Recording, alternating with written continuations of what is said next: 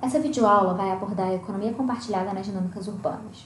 Esse é um tema que vem crescendo muito em estudos urbanos e que traz algumas coisas novas, mas que já são bastante presentes nas cidades. O objetivo aqui é a gente entender o que é a economia compartilhada e em qual contexto ela aparece. E a partir disso, quais são as transformações urbanas ligadas a ela? Se temos novas dinâmicas ou se são dinâmicas que já existem que estão mudando. Também vamos falar um pouco sobre o atual contexto da pandemia, o que está acontecendo agora nesse processo de transformações e o que pode acontecer a partir de agora. Mas o que é a economia compartilhada? A economia compartilhada denomina uma forma de consumo que se baseia no compartilhamento de recursos. A ênfase desse sistema vai se dar no uso e não na posse das coisas. Ou seja, a negociação aqui não envolve aquisição de bens ou contratos fixos para prestação de serviços. Esse modelo de negócio se baseia na troca entre pessoas. O que acontece é, uma pessoa possui algo, e esse algo pode ser um bem, um produto ou a capacidade de realizar um serviço. E essa pessoa vai oferecer a outras esses bens e serviços, sem que a gente tenha a intermediação de um terceiro nesse processo. Um exemplo disso muito comum é o compartilhamento de uma furadeira. Digamos que uma pessoa precise fazer algumas coisas em casa que dependem de uma furadeira. Mas ela não precisa usar sempre essa furadeira. E além disso, esse é um produto caro que ocupa espaço. Enquanto isso, a gente tem uma outra pessoa que possui uma furadeira que ela quase não usa.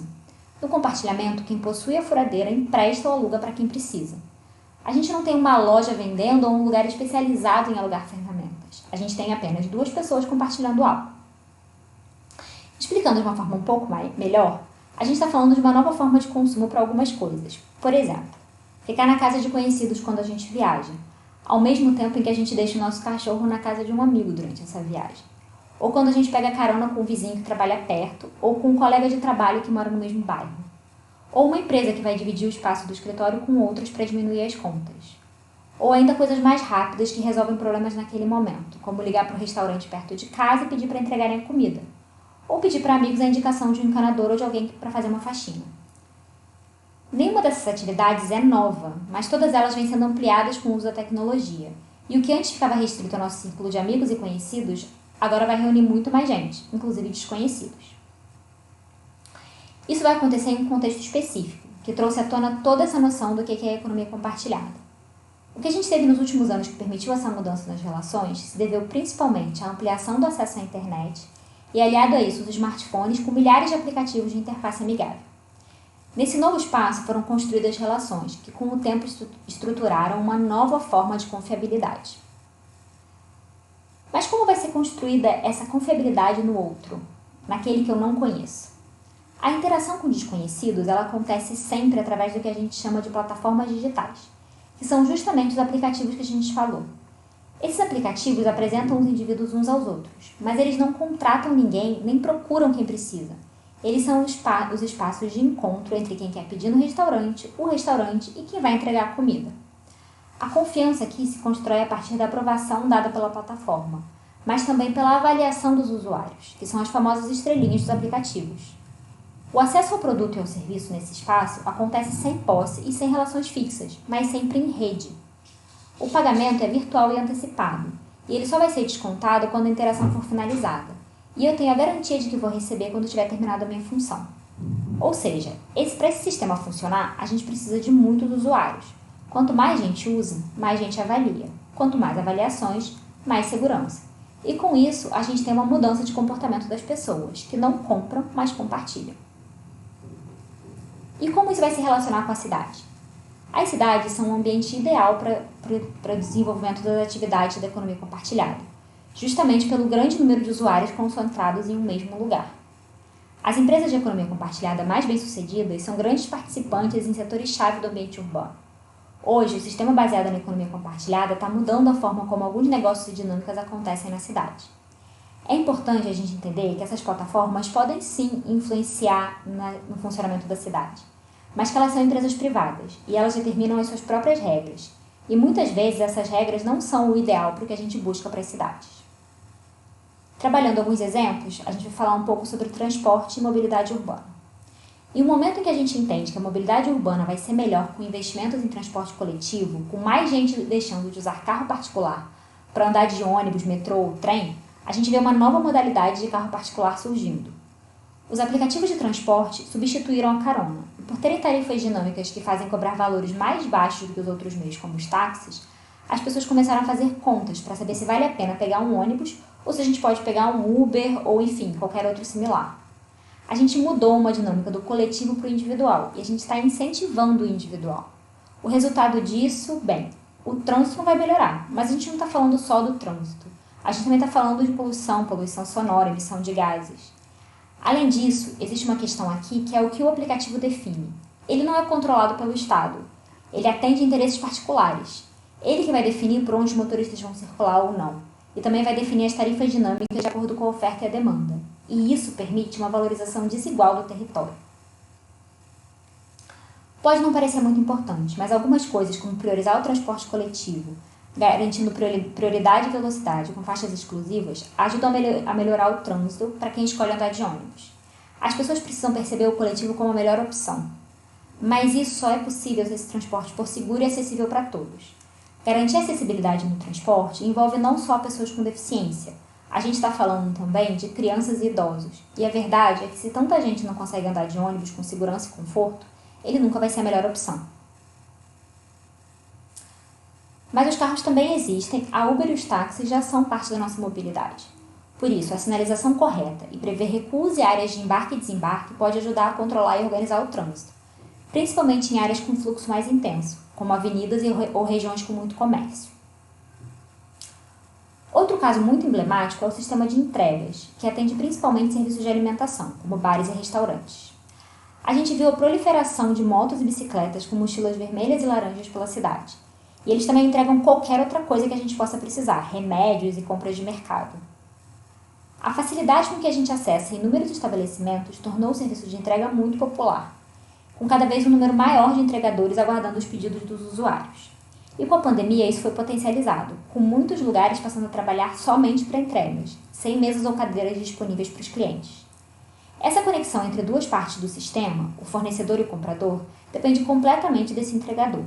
Mas é justamente ele quem menos ganha dentro desse sistema. E também é ele que vai lidar com os prazos de entrega super curtos, que fazem com que eles corram no trânsito se colocando em risco. E a gente nem precisa falar que muitas vezes eles usam bicicletas alugadas, têm que lidar com clientes insatisfeitos e sempre têm medo de serem banidos das plataformas. A verdade é que são essas as pessoas que estão de fato lidando com o espaço urbano. E são eles quem menos têm seus direitos garantidos dentro desse espaço. Por isso, entender a bicicleta como meio de transporte e, mais do que isso, como um instrumento de trabalho, tem que ser parte do projeto urbano. Preocupações com a sinalização garantem a segurança do ciclista e também ajudam na organização do espaço. Ciclovias e ciclofaixas garantem um caminho mais seguro para o entregador e também ajudam a pensar em rotas. Na verdade, os próprios aplicativos podem se beneficiar usando essas informações para orientar os seus usuários. E isso tudo também protege o pedestre, que muitas vezes tem que lidar com bicicletas nas calçadas porque a gente não tem espaço para elas nas ruas. As bicicletas, da mesma forma que os carros, precisam de um lugar para parar. O entregador precisa deixar a sua bicicleta em um lugar seguro, sem disputar espaço com pedestres, nem se arriscar junto dos carros. Lugares que concentram restaurantes podem prever bancos e paraciclos para esses entregadores, já que uma coisa muito comum é que eles passem muito tempo na porta desses lugares. Pode ser porque estão esperando receber um pedido ou estão esperando receber a encomenda na porta do restaurante. Por isso, ter bancos em pontos estratégicos nessas áreas pode parecer uma coisa pontual, mas que vai tornar a cidade muito mais amigável. E aqui também, quando a gente fala de bicicletas, a acessibilidade ganha um outro contexto, porque os obstáculos também existem para as bicicletas. Incluir rampas ou canaletas onde a gente tem escadas garante ao ciclista facilidade no seu trajeto. Tornar esse trabalho mais digno é fundamental nesse momento, já que essa é uma dinâmica que se tornou parte do nosso cotidiano e possivelmente vai se manter. Se existe alguma coisa que define a vida de cada um na cidade, é o lugar onde a gente mora. A habitação, a localização e a infraestrutura são parte fundamental da qualidade de vida na cidade. Nesse caso, a influência da economia compartilhada vai acontecer a partir de um serviço que envolve não só a habitação, mas também hotéis e qualquer outro lugar que funcione exclusivamente para o serviço de hotelaria. E o impacto real vai partir das escolhas de hospedagem do visitante. O que a gente tem aqui é o rompimento de uma transação tradicional em que o turista se hospeda em um hotel para se hospedar em uma residência. E algumas coisas são importantes nessa mudança. Primeiro que hotéis são sujeitos a regulamentações e parâmetros urbanos próprios, inclusive de onde podem se instalar, além de impostos e outras normas que eles têm que seguir. Segundo, precisamos entender como essa mudança acontece. O que a gente tem normalmente na cidade são pessoas que possuem imóveis residenciais, e uma parte dessas pessoas aluga seus imóveis para outras pessoas, que são os inquilinos. O que entra em curso aqui é a plataforma de aluguel por temporada, e é ela que vai fazer a conexão entre o proprietário de um imóvel e o turista. O que ela faz é simplificar uma forma de hospedagem que já existia. Muita gente alugava algum imóvel seu por uma temporada, mas isso dependia de um esforço a mais, entrar em contato, conseguir anunciar, combinar regras. O que a plataforma oferece é tudo isso em um único lugar. O turista consegue ver várias opções e escolher a partir de muitas informações onde ele quer ficar, quanto vai pagar e, principalmente, se ele pode confiar no dono do apartamento, porque a gente tem as avaliações. E o mesmo vale para o proprietário, que precisa de muito menos esforço para alcançar esse visitante e tem a mesma garantia financeira e de confiança. E o que acontece com o inquilino nesse processo? Bom, a verdade é que nem todas as residências interessam para o visitante. As que interessam mesmo vão ser aquelas que estão próximas de lugares que valem a pena visitar, comer, passear ou para trabalhar. A gente tem que lembrar que tem pessoas que viajam a trabalho. Quando a residência fica em uma área que interessa para o proprietário, vale a pena acabar com o contrato com o inquilino e tentar ganhar mais alugando por temporada.